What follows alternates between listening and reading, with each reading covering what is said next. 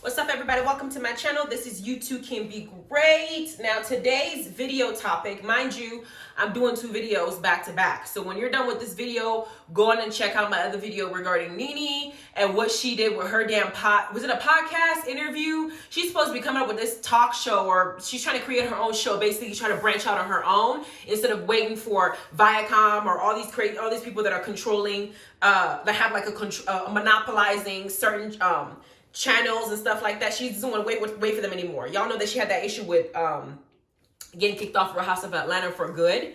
This time, I don't know if they're going to bring her back, but I did a video on that after this, so go ahead and check it out. Before we also get into this video, go ahead and check out my book on Amazon called Unleashed.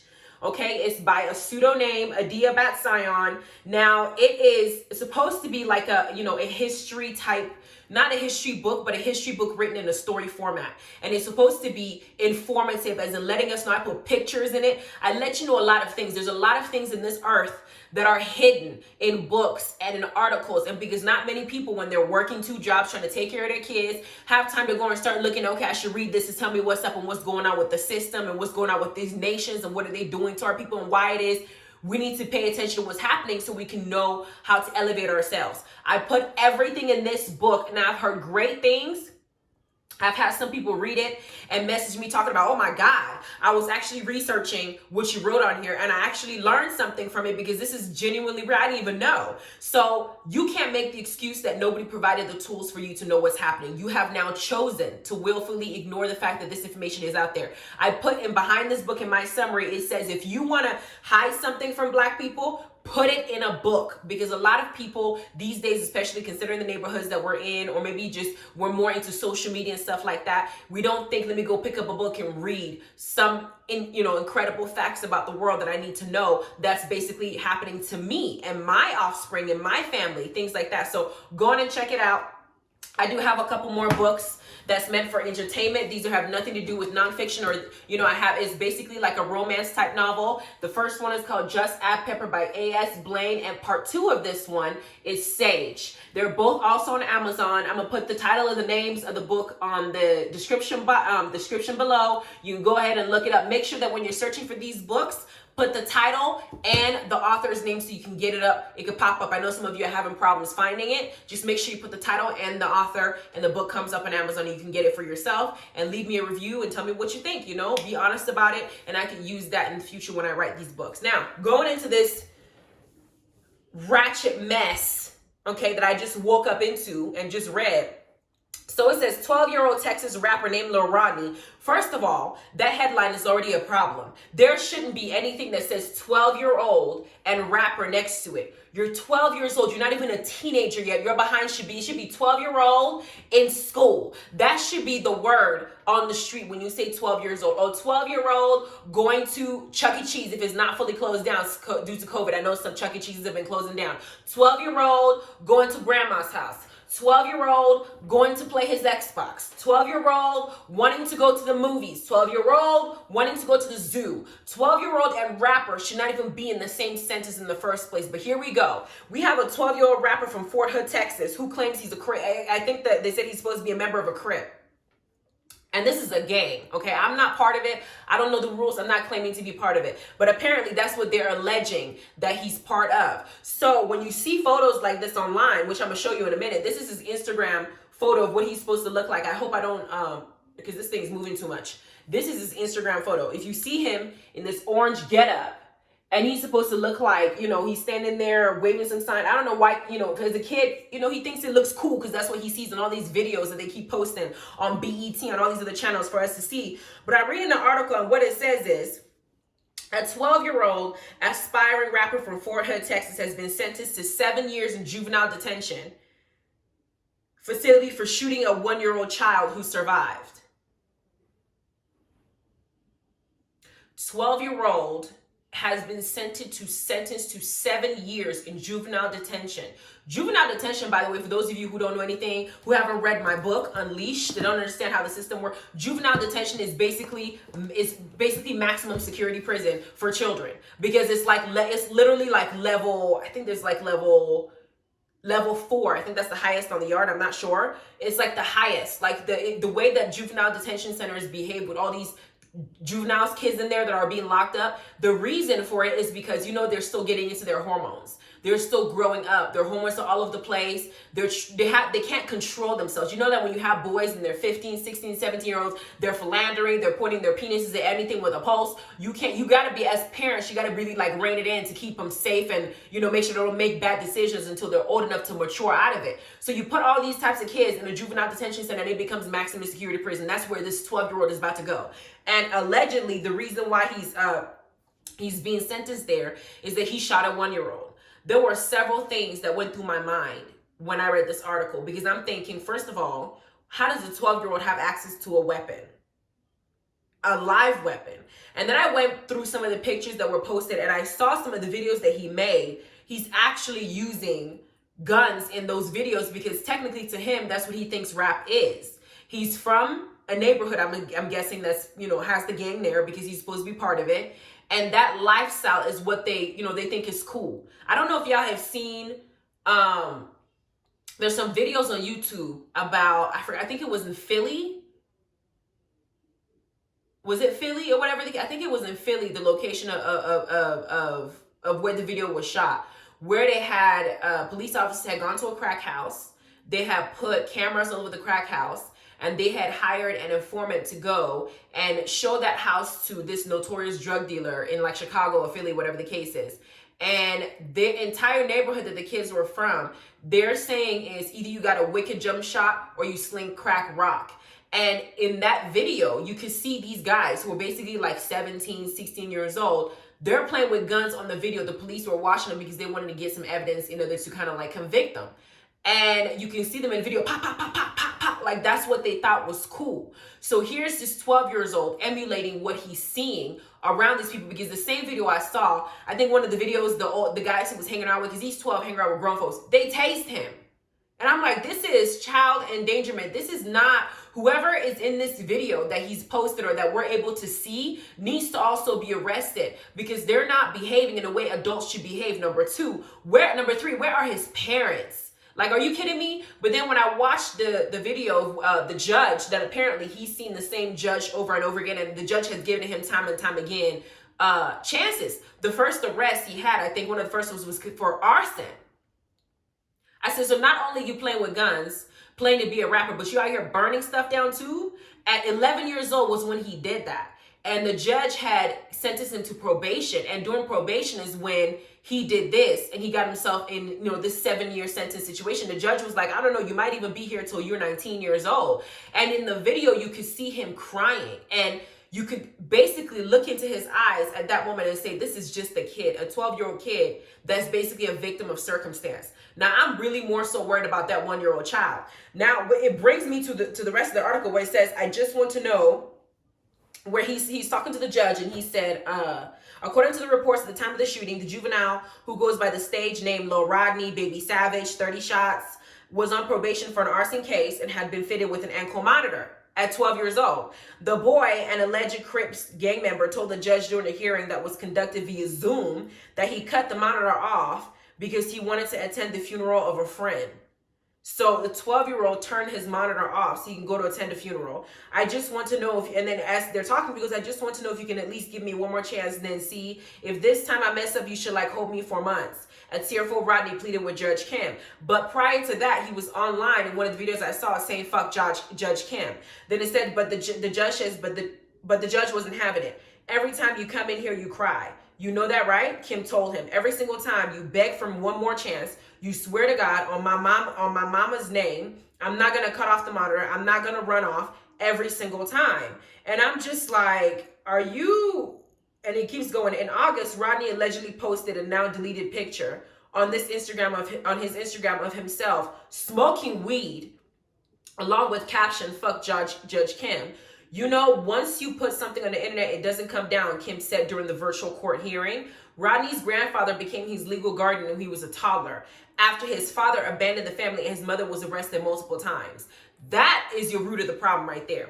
His father abandoned him. His mother was arrested multiple times. Then you got the grandparents who were supposed to be going through retirement, raising the child that didn't even have any say in being born in the first place. Your papa is the wise man. You know that? The judge says, referring to the grandfather. He's here every single time you have a detention hearing, every single time because he loves you and cares about you, but you're out there thinking that there's something better than the home that he's providing you. Lil Rodney will remain incarcerated until he is 19 years old. And I promise you, by the time he comes out, he will be institutionalized. I'm not even trying to be funny. Now, how do I feel about this entire ordeal? Personally, this is what makes me for abortion. I'm sorry. This is what makes me for it. Not because I think that I'm going to go out. Not because I'm like, okay, I'm going to go and kill my baby. No, because personally, I feel like I was raised a certain way. I have certain critical thinking skills. I have the financial means. So if I was to bring a child into this world, I feel like I could provide a safe environment for this child to raise and nurture. Parenting is 24/7. That baby is not, you're not just a parent when the baby's in your stomach. From the moment that baby is in your stomach brewing, you're a parent. When the baby is born, you are in constant teaching mode. Your actions are being watched. Even when parents say, oh, my 2-year-old don't see this. Or when I'm fighting, I'm getting my ass beat, my 2-year-old is not observing this. When, you know, if my husband and I are cussing each other out, or if my husband is cheating on me all the time, he's just 2, he's just 4, she's just 5. They don't know. Yes, they do know. Your actions are going to be a direct reflection of how these childs behave. The fact that the child has no father in his life, had no mother in his life, has now put him in a position to not only be a menace to society and make everyone a victim because he's not burning stuff down. He has now gone so far as to shoot a 1-year-old child. 1-year-old child, another innocent victim because of his behavior and because of this, and because all the adults that are around him failed him. Now, I know that by the time his grandfather got he's supposed to have had custody of him when he was 2 years old. At the same time, grandpa's old. Grandpa may not want to put in the same amount of time, energy, and effort as the real parents of this child would be able to, because grandpa didn't choose to have this baby. Grandpa may have provided a roof over his head. Grandpa may have tried to instill some, nurturing ideals and, way of life and what to do. But after a while, if the kid keeps being a delinquent, grandpa might get tired and be like, you know what? I'm too old for this. I didn't even ask for this. I did my part with my kids and whatever the case is. But I want to know which kid he had, whether it was the father or the mother, because both of them apparently failed this kid. And then you have the neighborhood he's in that provided this environment for him to even join a gang at so young and at age. All of that is a recipe for disaster. So when I say I'm for abortion, in the sense, I mean that if you are a parent and you're carrying a child and you know that your lifestyle is not conducive to raising a healthy child, I feel like you're doing the rest of us a favor by having an abortion, because we know that in the foster care system, they have over 40,000 children in the foster care system. And a lot of times those children come out, I know a lot of the females come out being strippers. They come out drug addicts because they've been raped. I think there was one article I read where it was a 6-year-old girl put into a foster care system. And when the caseworkers finally got her case and really looked at it, they found out that she had been raped by her foster dad from the age of 6 years old. And now she's older, she's on drugs, on heroin, and she's now not able to break that habit because she don't want to remember everything that she went through traumatic in his life. Then you have the boys, the same thing. We have children who are being trafficked out of the system. The foster care system has been through a lot. And I know that there's a lot of kids now in foster care. Is not meant to have this many children in foster care. And I know some of y'all might say, well, abortion is not the answer. What about adoption? Well, look at a lot of the celebrities and a lot of people who do adopt children. There's this idea that, American children are more privileged because they live in America. United States is a more advanced country. So a lot of times the celebrities go out of the country to third world countries to adopt. They go to Indonesia, they go to, Vietnam, the Thailand, African countries, and that's where South Africa, and they go to adopt from there. They don't ever want to, or Haiti, they don't ever want to adopt from the United States. So then you have a lot of children that end up in the foster care, and our tax dollars are the ones that are paying for these families who are now allegedly abusing the kids to now stay in their home. And I don't know if you've looked it up. For some children, I think some states can give up to $700 for each family to just house the kid. As far as taking care of the kid and being an actual parent, they don't care about that. I don't know if y'all have seen Instant Family, the movie on Hulu. They did a good job portraying some of the family dynamic where they're just there to take the check. They don't even care what you're doing. They just don't want you to be out of their hair in the system. So when people say, oh, abortion is bad, save the babies, they only want to care about the babies when the baby's in the stomach, because Rodney is a direct result of poor parenting and a bad environment and failure of adults around him to nurture him the right way. This boy's going to spend 7 years in an environment where it's going to probably make him more violent. Let's just be honest. The prison system is not that mindset of, oh, we're there to rehabilitate you. No, I know several people that have gone to Juvenile Hall and have come out. One of them, Bullface, looked at me. He went in when he was 15. He came out of prison when he was 30. He said, you know what? I didn't even know what was happening to me when I was even being arrested. His case was different because he wasn't even there when the crime was committed. It's because two little idiot kids mentioned his name that they had talked to him about what they were going to do. Him being 15 didn't think, oh, I got to call the police. He's thinking, I'm in church. I'm 15. These are kids. They're probably just running their mouths trying to be big and bad. He goes home. They mention his name, and his parents are poor and don't have $25,000 to go ahead and pay for a decent lawyer to get him out of this murder charge these two boys are being charged with that tossed his name in the mix. And he's telling me I sat there in Juvenile Hall at 15 years old. I was old enough to sign a paper saying I committed a crime I didn't even know anything about. I wasn't even sure what they were talking about. They didn't have my parents there. I didn't have a lawyer. I signed it, but here I am in Juvenile Hall. I didn't know what to do. He's like, I went into juvie, a straight A student, Christian person. I came out a violent person because I had to be violent to survive in that environment. Lil Rodney is already crying. Okay, I don't know if you heard what happened with the Central Park 5 kids. They also, some of them came, I think one of them for sure came out and became a repeat offender, going in and out back in prison because now this is the life that he knows because he became violent. So I seen this story, it broke my heart completely because I felt for any victims that got hurt when he did the arson and this 1-year-old child that's now become a victim of circumstance. Because he's 12. He don't even know what the hell he's doing. He's thinking right now because he doesn't have the proper examples. The examples he has are a bunch of people who are out there doing bitches and hoes. I heard some of his lyrics in one of the songs he was saying, I listened to. It was like something like, I'm out here fucking some bitches, trying to steal my flow or something like that. I was just like, first of all, when he said it was fucking some bitches, I said, you're 12 years old. Your balls hadn't even dropped. You're not screwing anybody. We know that by looking at you. You're over here crying in court, number one. Number two, the fact that you're out here, I mean, he was cussing left and right, fucking bitches, and then he says niggas as bitches as he's holding a gun. And I'm like, and the part that gets me says there are adults in the background laughing and giggling, and they're posting this because they wanted him to go viral. Apparently he did because, I saw an article from Nigeria that actually mentions his name too. I'm like, this is just, I don't even know how the situation can be fixed because the mama ain't there. She's useless. The father is not there. He's useless. The grandfather's too old. He's essentially useless because he can't do any more for this kid. The kid is gone. The neighborhood is not a good one. So even if they sent him back home, he has a high chance of going back to doing the same thing he was doing. The judge gave him several chances after the arson situation, and now he's almost killed a 1-year-old who, thank God, survived, right?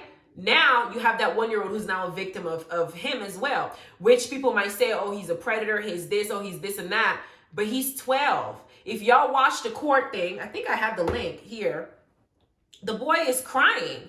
Like he doesn't even know what, like he's still trying to wrap his head around what's happening to him. Like part of him is like, oh, I know I'm in trouble, but am I really in trouble? It's like he's, hold on, let me see if I can find it because it's hard to. There's another one that says it was during the Zoom. I'm trying to find that Zoom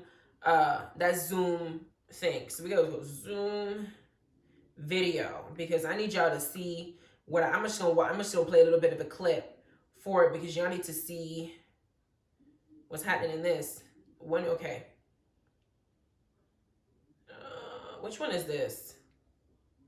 And then he keeps running away. Who is this? Hold on. This is his mom. She gave birth to him when she was 16 years old. This is his mama. Of course she would know what to do. She was 16. Rodney's father abandoned his family and Rodney's mom chooses not to seek child support. She says she was sent away to prison twice when the boy was a toddler. Rodney was raised by his maternal grandfather. Oh, that's her dad from her side, who he lovingly refers to as Papa. But Papa couldn't. Now you're 12 years old. Hold on. All right. So, well, happy birthday. I'm sorry you had to spend it here at a detention facility. And Mr. Spence, you're here, right? Okay. So,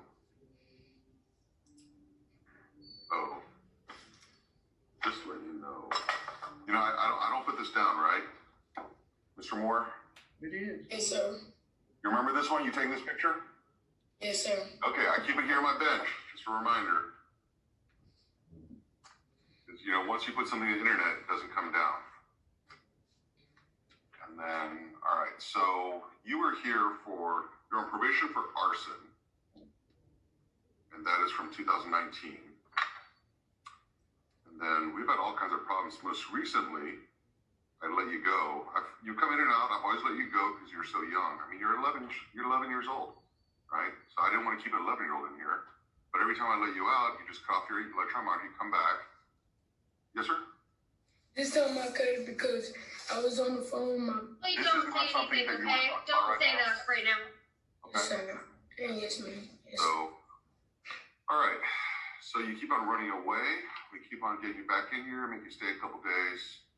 You promise me you're not going to cut it off. I think you cried a couple times about coming back here. And then this last time we let you out, Mr. Spence, when was the last time we let him out? Your Honor, he cut his monitor on 8/14 of this year and ran.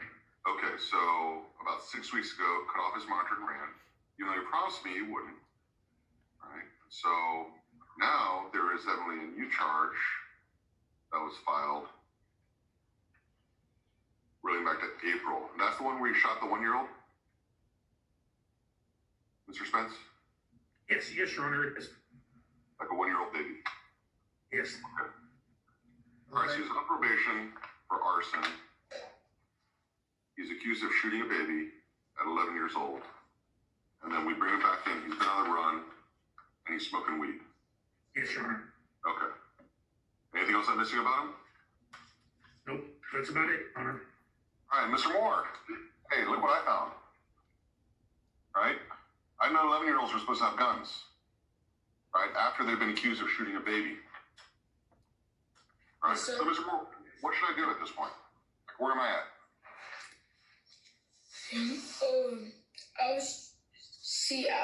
This time I wasn't gonna cut, but like. Don't say that, okay? Not right now. You're gonna want to talk to your attorney first.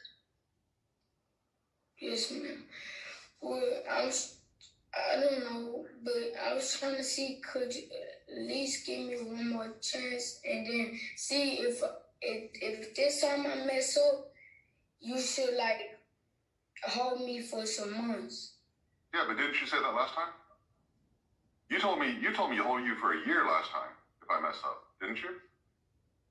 I never said that. I don't remember. What? Yeah, you told me that I can hold you next time. Give me one more chance. Actually, you said that two times.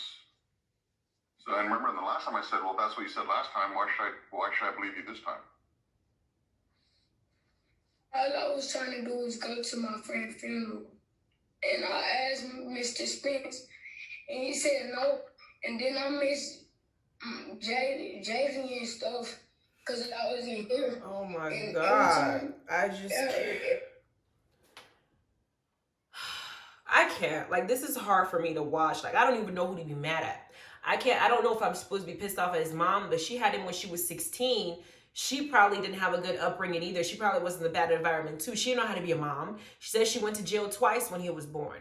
I can't be pissed off at his father because he wasn't around and she didn't even go for child support. That's what she said on the thing. So I don't even know how to feel. Then the maternal grandfather, which is the mother's dad, who didn't do right by the mother from what I'm seeing because she ended up in trouble, is now having to raise him from toddler in the same environment, and he ends up in trouble, and then finds himself around a bunch of grown people who are giving him adult things, drugs and guns and weapons, and he's just kind of living the life based on what people think is cool. I don't know who to be pissed off at. At this point, I'm mad that she didn't just walk by one of those clinics, you know, one of those I wish she would have, and somebody would have told her, ma'am, it's your choice. Because I think the choice would have been for her to have, you know, I'm listening to him too, and I'm thinking, no, maybe I wouldn't have gone for abortion because he seems like a nice kid. He seems like a really good person. But the fact that the circumstances that he's in has now resulted in a 1-year-old being shot and him doing arson, I also have to consider the well-being of everybody else that has now become a victim due to his lack of proper home training. Like, how did I even be, like, I don't even know how to respond, because when you get pregnant, you can't tell the future of what's going to happen. You don't know. So I don't know what to do. Like, I don't know how to feel. The only stance that I can take right now is that I absolutely think that if you are a parent and you get pregnant and you are about to be a parent and you feel like this environment, you don't have the proper training, you just still, you know, if you get pregnant 16, 14, you feel like I can't do this, I don't have, you know, I don't have any way to raise this baby, I'm not able to do it. Don't let anybody make you feel bad for making a wise choice. Now, if you think that you can do it and you can, you know, really be there, and because there's been some 16-year-olds that have kids and be great parents and the kids turn out to be amazing. But that is just like the most high, you know, intervention for that to happen. In this case, it just is all bad. It's just all bad. You know, like watching it, I can't watch the whole thing. I think I only got part of it and I couldn't do it. So y'all tell me what y'all think about this whole scenario. I mean, I don't have the right answer. So what would you think will be this, how to fix this situation? Because I'm just flabbergasted at the whole story. Like, come on now. And then I go watch the Nene Leakes video I just did.